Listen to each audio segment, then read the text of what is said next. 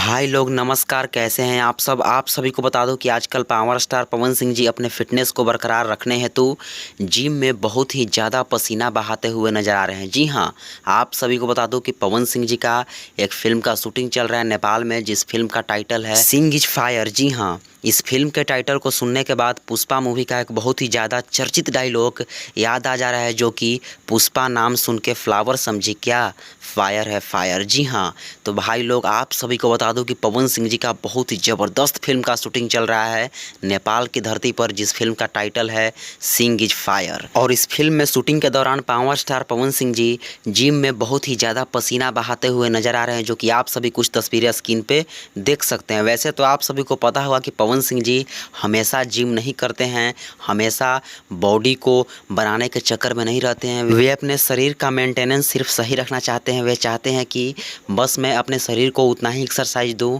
जितना से मेरा फिटनेस बरकरार रहे।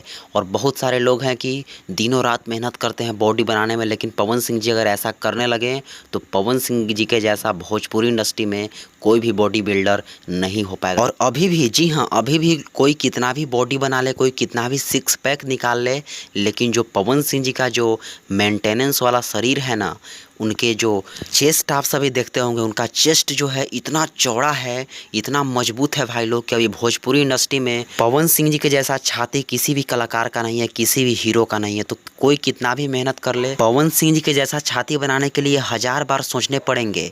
जबकि Pawan Singh ji per day gym नहीं करते हैं, तब तो ये हाल है कि पवन सिंह जी का इतना चौड़ा छाती है, इतना मजबूत और इतना भयंकर छाती है।